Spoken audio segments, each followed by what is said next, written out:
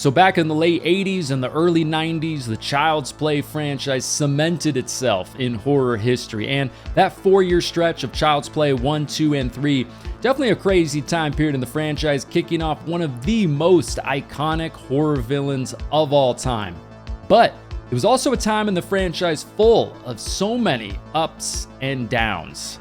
So let's talk about it.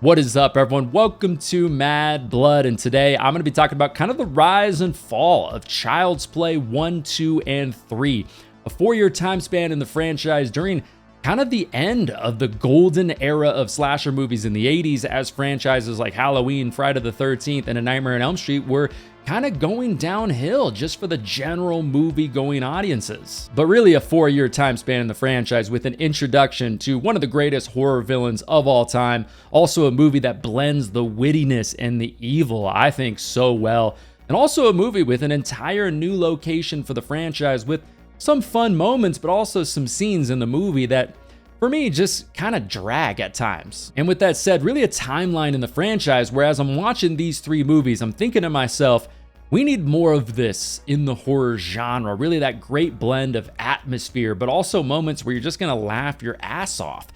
But also, it has some moments where I'm also thinking to myself, like, come on, guys. All right, let's move this story along just a little bit more. And of course, we're going to kick this all off by talking about the original movie in the franchise, Child's Play from 1988, which really started as like a dark satirical look into really the world of children's marketing. Don Mancini, who wrote the movie, really wanted to write on just like consumerism in the 1980s and like the effects of like marketing on children. His dad was in the marketing business and he was around a lot of this stuff as well. And of course, like the Cabbage Patch riots of 1983. And we've seen as the years go along, especially in the 80s and the 90s, just a lot of crazy shit with children's marketing, children's toys, riots, just madness. And they play off of that, especially, of course, in this movie. And the original Child's Play started off with the title Batteries Not Included, but because of the Steven Spielberg concept for the movie Batteries Not Included, which came out in 1987, they ended up ditching that title for the movie. They actually ended up going after that with a movie title of Blood Buddy.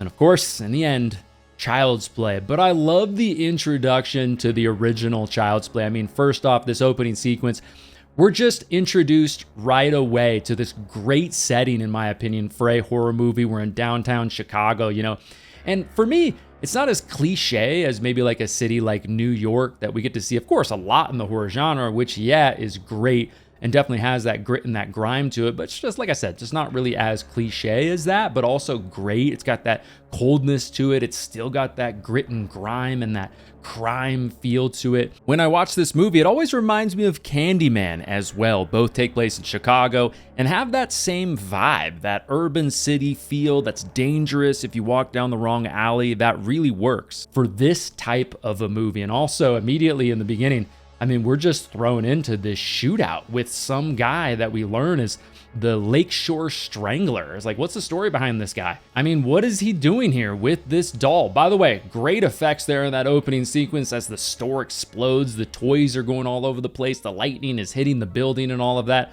I feel like pretty unique and pretty epic for a 80s slasher movie in particular. But then as the scene ends, we just like slowly zoom in on that good guy doll before fading to, Andy's birthday, of course. But I just think the intro to this movie, I feel like I want to know what's going to happen. And I'm really invested in the rest of the movie. And I just feel like it's a damn good hook for this movie. And yeah, like a lot of movies, this movie starts off with a parent just trying to save a couple extra bucks. A lot of horror movies start off with a parent, buying a house where a bunch of people were murdered in it. In this movie in particular, it's a mom trying to save a few bucks buying a big-ass, weird-looking doll on discount that just so happens to have a serial killer's spirit trapped inside of it, bought in some dark alley off of a homeless guy. Either way, parents everywhere, take note, it's never a good idea. But I will say, damn, I mean, the one thing in this franchise for me personally that has always been really hard to watch is really just Andy's story. I mean, man, this sweet little boy, I mean, he doesn't have a dad around. He seems like the nicest kid in the world. His mom, Catherine Hicks, is Karen Barkley. Clearly a great mom, just trying to get by. She's been through a lot of shit, obviously. And honestly, when I watch this movie and I go back and revisit it, kind of reminds me of my mom in some ways in the 80s and the 90s, just going through some hard times, some personal things going on and stuff like that, but just trying to be the best mom that she can be. And that's a character that you can definitely root for. I do sometimes wonder though, how this movie and how this franchise would have gone if they went with the original idea behind Andy's mom's story. She was basically going to be the advertising executive behind the Good Guys Doll campaign. I mean, it kind of just makes you think where this could have gone. And there's a part of me that thinks that that could have really worked. I can see some angles of it that could have been interesting. But in the end, this idea of a single mom, this family struggling, this poor kid who's so likable and just does such a great job in this movie, just really works, especially in the original Child's Play. It also works great, of course, in the second movie too. But Andy, just time after time after time, is just getting set up to get in trouble. This sweet little poor kid, man, it just pulls on my heartstrings. I mean, even just a small moment kind of in the first half of the movie when Chucky goes in front of the TV because he wants to watch the news and turns it on. And then Andy ends up getting scolded. Man, it just hurts to watch this kid go through this. But yeah, I'm sure in large part it's because I'm a dad myself to a 5 and a 7-year-old, but it is just rough to watch Andy go through all this stuff, get blamed for everything. Oh, it's just because, your parents are divorced. It's because of whatever. You're just a kid. You're making all this stuff up, constantly getting blamed over and over. It's just, I kind of hate it, but it's pulled off also at the same time so effectively. Just the way it's written and the way it's acted is done really, really well, but it always sucks just to see, kids go through horrible stuff because of the stupid shit that adults have done. I mean, like that moment when Andy says to his mom, like, "Mom, is it because of Aunt Maggie that you're yelling at me?" And he's like, "Okay, I'm sorry, Mom. I'll stop making up stories." This kid 100% knowing, of course, that he's not making up this story, but he's just trying to do anything that he can because, he can clearly see that his mom is hurting. This nice kid who in reality just deserves to be a kid, should not be in this mess.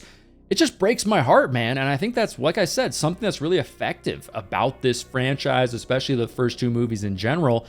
It really hits me, man, and I feel like it's very, very unique for a slasher movie. And of course, with that said, Alex Vincent playing Andy Barkley in this movie, I mean, enough cannot be said about how good of a job he does in this movie, in the first two movies in particular. Just what a great casting, I feel like, for that character. Yes, it's a child role. Yeah, I mean, it's not an Oscar-worthy performance or anything like that from a kid, but I just think it's really effective, and he's 100% a kid that I want to root for. And one difference with this movie, especially in comparison to a lot of other slasher movies, is a lot of other slasher movies, of course, just kind of set up dumb characters that you either hate or are just completely stupid and useless that you want to see get slaughtered in crazy ways. Now, don't get me wrong, that's a hell of a lot of fun, and of course we see that a lot in franchises like Friday the 13th, the Terrifier franchise, whatever you want to say, but most of the characters in this movie are characters that you root for, you don't want to see get killed, and when something does happen to them, like Aunt Maggie,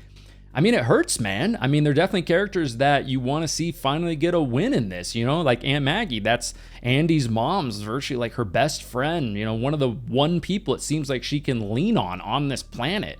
And when that happens to her, it's also a holy shit moment that is pulled off really, really well. And then also has those like interesting little clues and the cops are trying to piece that together, which is all fun. It really makes you feel something, which is, I feel like, unique for a slasher movie, especially in the 80s. But now with that said, I think in that whole Aunt Maggie moment, really great filmmaking there to pull off that moment. I mean, we get some of those like Halloween 1978 type POV shots similar to young Myers there, pulling out the knife in the opening to that movie. Here we've got Chucky, grabbing the hammer here. Chucky just kind of like quickly running past in the frame, in the background, blurry, all that kind of stuff. This scene, in my opinion, just really takes its time, I also think, to build that eeriness, which really adds to the end of the scene and the climax of the scene and all of that. And of course, like, this is the first movie in this franchise. So yeah, we know that this doll probably does have this serial killer's, soul in it and all that kind of thing. But in the first movie in the franchise, we don't really know what this doll is capable of. And you just see the hammer hit her face and then she falls out of the window. I really do think it was a great creative choice in this Aunt Maggie scene to not show Chucky really at all just yet. Just kind of keep us wondering, like, what is really going on here? But really though, I will never forget that moment when Chucky reveals himself to Karen. Not only that whole sequence, was it a part in this movie where we would scare the absolute shit out of my sister Megan when she was young. She kind of had red hair as well, and it just scared the absolute hell out of her when we would show her this scene when my parents didn't know about it. Great memories of doing that. That was a lot of fun, but yeah, just Chucky's full reveal here, you know, as Karen realizes that the batteries are not in him. Even still, to this day, knowing what is coming, I find myself on the edge of my seat, white knuckling it. I mean, she drops him, he rolls underneath the couch and all of that. You know, he's still there, like, plain dead. You know, he's not really going to reveal himself completely yet to her. You can tell that Charles is still not sure what he should do in this particular scene. You know, she's kind of like slowly poking at him. And I'm just sitting there in my chair like, shit, like what is gonna happen next? And then Karen gives us that great, talk to me, damn it, that whole scene. Now, these reveal scenes throughout this franchise where the person or people who completely think this is a ridiculous story that they're hearing about this doll that comes alive and kills people and wants to take another kid's soul is completely ridiculous. And then when they finally realize that it's actually real, those scenes, they could definitely come across as like cheesy or forced, but especially this scene with Karen, absolutely not. I think it's pulled off really, really well and is, of course, easily one of the most memorable scenes in this entire franchise. And you know who doesn't get enough credit for the success of this movie is Chris Sarandon as Detective Mike Norris. I just think he does a really good job in this movie. Very underrated character in this franchise. And like I said, just doesn't get enough credit for like how great of a job he does to elevate this movie. And speaking of those moments that I mentioned just a second ago, just kind of the reveal, the realization of what's really going on here, I love that moment with Mike when the homeless guy tells him where he got the doll. And you just see that look on his face like, wait, I mean, things are starting to get really weird here. I just think Chris, you know, just across the board in this movie, really top-notch acting all the time. I also think that whole car scene between him and Chucky is a really fun moment as well, and one of those rare like action sequences for this franchise. And yeah, there are some moments in this movie where just the animatronics, the look of Chucky, just how they pull off Chucky and his movements, all that kind of stuff, does look a little bit janky, especially that moment when he goes and visits John. But I mean, really, it's the first movie in the franchise. It's never really bothered me at all. It's never really taken anything away from this movie. I think overall in the original Child's Play, they kind of do know their limitations with the animatronics, with the character and the design and all of that. And I think they do a good job cutting away in scenes when they need to, just showing Chucky like really briefly and quick, you know, before they show too much to really reveal behind the curtain, you know, and to make it look too clunky. I think still, it's still very effective in this movie. And I mean, of course, I probably would not be speaking about this movie right now if it wasn't for Brad Dourif as Charles, the voice of Chucky, whatever you want to say. I mean, absolute horror royalty. I mean, this is a guy who can do such a great job blending the evil feel of the character, but also with the wittiness and the humor and all of that. He's one of those guys, he's one of those actors where in a movie like this, his character could be seemingly just saying something completely normal, but there's something about his voice or something about his voice acting, just his acting in general, that it kind of, there's something off about it. There's something weird about it. There's something that you're like, wait, there's something that's just not right about this guy. And with the character of Chucky and how that's blended, I mean, come on. It is absolutely perfect. Now, admittedly, this is going to be a little bit of a nitpick and by no means ruins this movie or ruins this franchise for me at all. So on one hand, yes, it's very believable when Chucky is able to take people down when they don't yet know who he is or what he's doing. It's almost like in a horror movie where the main killer, serial killer in that movie is a child. he has that ability, that element of surprise that, just gives him that leg up on the person they're trying to take down. But in this movie, I mean, when Karen and the cop know that Chucky is doing this, yeah, I mean, it's completely ridiculous and silly at times when Chucky can just go toe-to-toe with them and fight them and have no problem taking them down.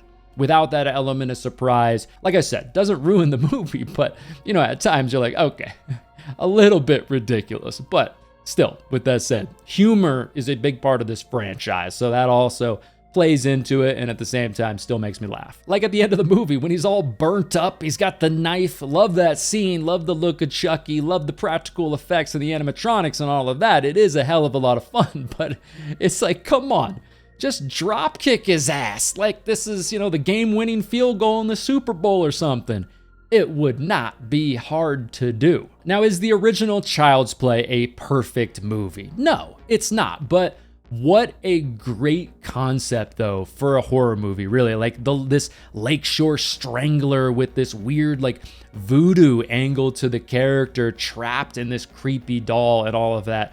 Also, really, in my opinion, like I mentioned earlier, a great setting for this type of a movie in Chicago, all of that. But really, most of all, I think the reason why this movie is so successful and this franchise spawned all these movies after this, and why this movie still to this day is effective for me, is really because of this cast. I think this cast is very, very solid from top to bottom. And of course, like I mentioned earlier, Brad Dourif, most of all, the legend. Cannot say enough about that. Just kind of bringing this Freddy Krueger approach to this character, the wittiness, the jokes, while also at the same time being, scary as hell and unhinged and all of that. It's really just like lightning in a bottle. All right, so how would they follow up the OG movie in this franchise? Well, with easily one of my favorite movies in this entire franchise. Yeah, it's not a perfect movie, and yes, it does have its ups and downs throughout the movie and all that, but it's one of those times in this franchise where Chucky, for me, really becomes the character that I love. Just a great blend of the wittiness and the humor and the evil. Also, it's great that it's a pretty brisk runtime for this movie as well. So, yes, of course, up next, we are going to be talking about Child's Play 2 from 1990. All right, so in the second movie in this franchise, where is everybody at now? What is everybody up to after all the craziness that happened in that first movie? So, technically, the second movie takes place 2 years after Chucky's death. You want to say death. In that first movie, Andy's mom has really just kept to her stories. She's staying true to, yeah, this doll is real. This doll did all of this craziness and all of that. Obviously, hard to believe for some people. So she is locked up in a psychiatric hospital during the duration of this movie, and Andy now in this movie is moving in with his new foster parents. And also on top of that, the Play Pals Corporation, the company behind, the creators of the Good Guy doll line, they're kind of attempting to recover from all the negative publicity from Andy and his family and the events in the first movie and all of that, and kind of just to reassure its stockholders, I guess, that nothing's actually wrong, everything is okay, this kid's just crazy and made everything up. They acquire Chucky's remains and then reassemble him. And come to think of it, if you're a Friday the 13th fan like I am, I do get a little bit of that like Jason Lives kind of vibe here. You got Chucky burying the other Chucky, the lightning and the electricity and all of that, kind of resurrecting Chucky, I guess you could say. Kind of similar to Jason in part 6. I don't know, just kind of think about that when I watch the early stages of this movie. And this is probably a little bit of a nitpick because I do really enjoy the majority of this movie and I think it's pulled off really, really well. But if I were to say something as a gripe, especially early on with Child's Play 2, is I think they could have held on just a little bit longer revealing Chucky in this movie. I mean, he is just thrown right back into this movie. There's really no build-up at all. I think that would have been a little bit more effective just if they would have held it off just a tiny bit longer. But also one thing that's great about Child's Play 2 is we're introduced to some new characters, and Kyle in particular, who I think is one of the best characters in this entire franchise. I really like just like the mentorship of Andy a little bit. Obviously, she's a character who also, they're doing that similar thing with Child's Play 1. They create this character that who's been through obviously a lot of stuff, is young.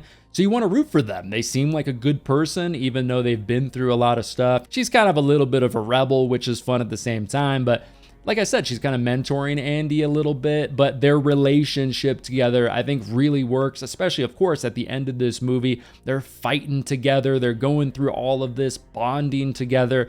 Wish we could have seen Kyle more in this franchise. Like, what a miss that was, damn it. But Kyle in this movie, really just a damn good character and really, really elevates this movie. And man, I love that scene with the teacher and Chucky in the closet. For me, that's one of the most memorable moments in this entire franchise. I just think it has some great hide and go seek moments there. Fun jump scare. You know, he pops out, he stabs her with the ball pump and all of that. You get that great Chucky face there. And then, of course, you know, he's slowly walking up to the teacher with the ruler, saying things like, "You've been very naughty." And then bam, bam, just starts beating her with the ruler and all of that. The dramatic music playing. I love the little detail too as the camera pans out farther and farther and farther with each hit. You know, you just see the ruler like bang, hitting her through the little crack in the window, and they keep going back and back with the, you know, whole dramatic music playing and all of that. It is just classic Chucky. And honestly, this second Child's Play movie has some of the best kills in this entire franchise. And also, like that moment in the original movie when Andy's mom discovers that this doll has been talking this entire time, but doesn't have any batteries in it, and she just has that realization on her face. In the second movie as well, the moment when Kyle finds the buried good guy doll underneath the swing and then goes back to the dumpster to see if Chucky is still in there, and nope. Chucky is gone from the trash can. Just very similar to that big reveal moment in the first movie. I think it's pulled off really, really well. Just some great tension here and all of that. By the way, I mean, nearly impossible for Chucky to get out of a tin garbage can without making any noise. I mean, come on. But anyways. But yeah, I just think great tension here in this scene. I think it's filmed really well, just as Kyle, you know, is slowly walking down the hallway. You just hear the sewing machine slowly pumping off in the distance. And then, you know, she sees the foster mom, Joanne, dead at the sewing machine and all of that. And then you get the little scuffle with Chucky. It's just a fun moment. Now, speaking of Chucky, I think in the second Child's Play movie, this is maybe the best blend of like the wittiness, the funny moments, but also being evil still at the same time. Just a great blend of that, of course, like I mentioned earlier, very similar to Freddy Krueger in a lot of ways, maybe in like a Nightmare on Elm Street 3, where it's just a great blend of both of those things. But also some of the best one-liners in Child's Play, and this entire franchise in Child's Play too. Goddamn women drivers, stuff like that. I remember my wife kind of walking by doing some things as I was watching this movie, and I caught her watching quite a bit of it because it's genuinely a very funny movie at times. And she even said to me, she's like, you know, this is a horror movie I can get behind because it is hilarious at times. Also, another thing that's cool about this movie, and unlike some of the movies later in the franchise where they're very consolidated to maybe like one or two locations, this movie has like a big scale to it because we do get a lot of locations in this movie. You know, we're in the foster home, you know, of course, the big toy factory ending and all of that, the school. I just feel like there's a lot of locations, and it adds some new, fresh things to this franchise where it still feels like the similar location of the original movie. Of course, we're not really like in the middle of the dark, dreary city and all of that, but it kind of doesn't feel very like different. It feels similar, but it also feels new and fresh at the same time. But speaking of the toy factory, I mean, from that moment where we pan up and we see Kyle and Andy going into the good guy factory, it's my favorite ending in this entire franchise. I mean, just this set design, this massive set here. I mean, must have been a hell of a task to pull all of this off with all of the moving parts and all of that. I also think at the end of this movie, especially, the practical effects are really, really top notch, especially on Chucky. I mean, you get that iconic look for the characters. Easily one of my favorite moments, just as far as the look of Chucky goes, you know what I mean? With like the knife hand and all of that. That's great. I really, really love that. We also get the whole like melted Chucky look, looking just like Cropsy from The Burning, one of the greatest slasher movies of all time, but just all-time great stuff. Now, with that said, I do think this movie should have added just a couple more funny one-liners just to elevate this movie just a little bit, but that's a little bit of a nitpick. But yeah, this movie in a lot of ways is very similar to the original. It takes a lot of the things that the original movie does really well, but I feel like just makes it bigger. It feels like a bigger blockbuster type of a movie. You know, you get bigger sets, more characters, more over-the-top kills, which are a lot of fun. Like I mentioned, some of the best kills in this entire franchise. But yeah, this movie is just a hell of a lot of fun. Well, outside of all of those like heart-wrenching moments where Andy is really like getting blamed for all of this shit. But yeah, Child's Play 2, easily one of my favorite movies in this franchise. All right, moving right along to maybe the most hated movie by critics in this entire franchise. A movie that only has a 19% on Rotten Tomatoes, by far the lowest in this franchise. Don Mancini even had to write this movie pretty quickly. This movie came out less than a year after the second movie, and also the least successful financially just out of these three movies as well, which of course, up next, we're going to talk about Child's Play 3 from 1991. All right, so where are we at now in this third movie? So technically, the third movie takes place 8 years after the events in that second movie, after Chucky's demise in that second movie. And we're immediately back in the toy factory, right where we ended in the second movie, but it looks a little different. There's some cobwebs all over the place. This place has pretty much been abandoned after everything that went down in the second movie. They're trying to clean things up a little bit, including that melted little asshole, but they don't do a good job cleaning up Chucky either, and he ends up bleeding, and it drips right into the rubber mix of the new dolls. So yeah, that's not good. But yeah, the company is just trying to recover a little bit, you know, from all the lawsuits, the bad publicity and all of that. And now, yep, they want to relaunch the Good Guy doll again, now that kind of the dust has, I guess, settled a little bit. You know, the good guy of the 90s.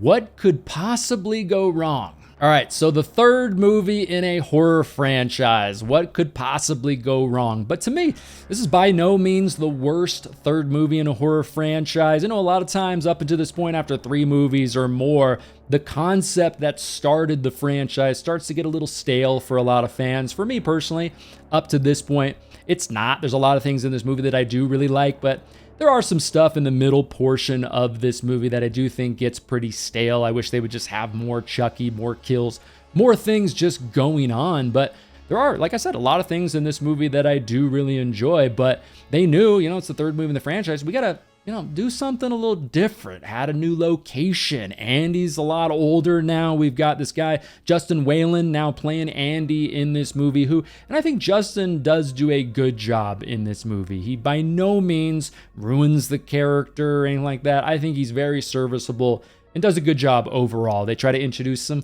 kind of like new villains, some characters that you wouldn't mind seeing get killed. I do think that is a flaw with this movie, and one of the downs definitely is I think they should have leaned a little bit more into those other villains outside of just Chucky, especially Sheldon. Clearly, he's supposed to be just this huge asshole. They should have made us hate him more. They should have made that character do more things that were like genuinely terrible, you know, made him seem like a really horrible person. That way, towards the end of this movie, some of the things that happened to him, you'd have been like, all right, yeah, hell yeah. But I just don't think they do a good enough job with that character. But besides Chucky, there is another character that does return in the third movie, and it is Mr. Sullivan, you know, the executive for the toy company. And his penthouse, when we're in that whole moment, it's a moment that I do really enjoy in this franchise.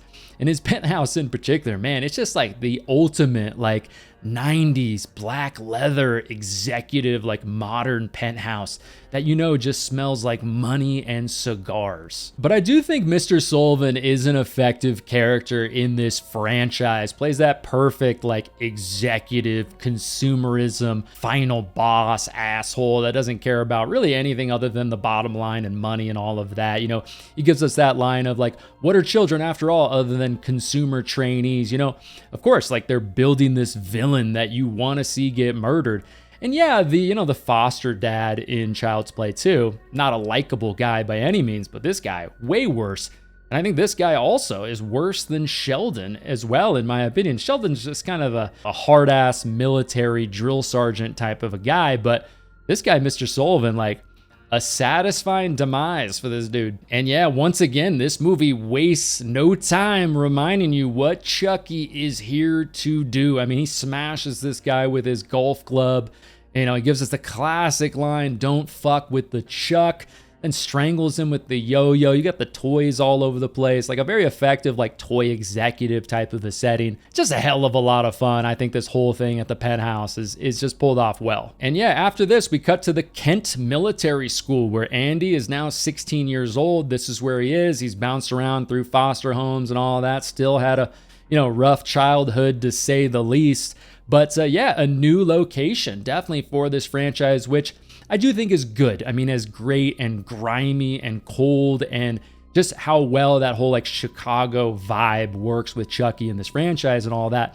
It was definitely a time for a change in this franchise, just a change of scenery. I think if we went back to just the same old, that definitely would have felt a little bit more stale. And I know there's probably a lot of stuff with this military school that doesn't work for a lot of people, but for me, it's a pretty enjoyable setting overall. And yeah, just to talk a little bit more about like the military school, especially in the middle parts of this movie, like I mentioned just a second ago, there's definitely quite a bit of ups and downs in that middle portion of the movie. Definitely has some fun moments, no doubt. It's got some great one-liners and stuff, and I really enjoy the beginning of this movie, and I really do enjoy the end of this movie. But like I said, some of the parts in the middle, it's just kind of like, guys, come on, can we just move this on a little bit? I mean, I get it. I love me some Full Metal Jacket and all of that, but I mean, there's only so many jumping jacks I'm willing to watch in a Child's Play slasher movie. And also, I do think it's got some fun moments, almost like a summer camp type of a feel, as they're kind of playing the whole like red versus blue thing towards the end of the movie, the whole paintball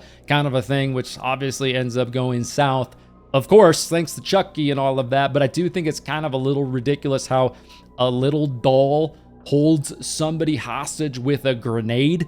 It's not a gun. It's not even a knife or anything like that. It's like, come on, you could easily like smack this thing out of this guy's hand and run away and all of that. I mean, obviously a bit of a nitpick, doesn't ruin this movie by any means, but yeah, I mean, come on, just knock it out of his hand and get the hell out of there. Speaking of grenades, I have always laughed about the whole thing of like, hey, let's jump on the grenade to save everybody that we like to see in movies all over the place. It's like, come on, man, just run over there and kick it away, or like pick it up and throw it really quick. Like, how slow are your hands?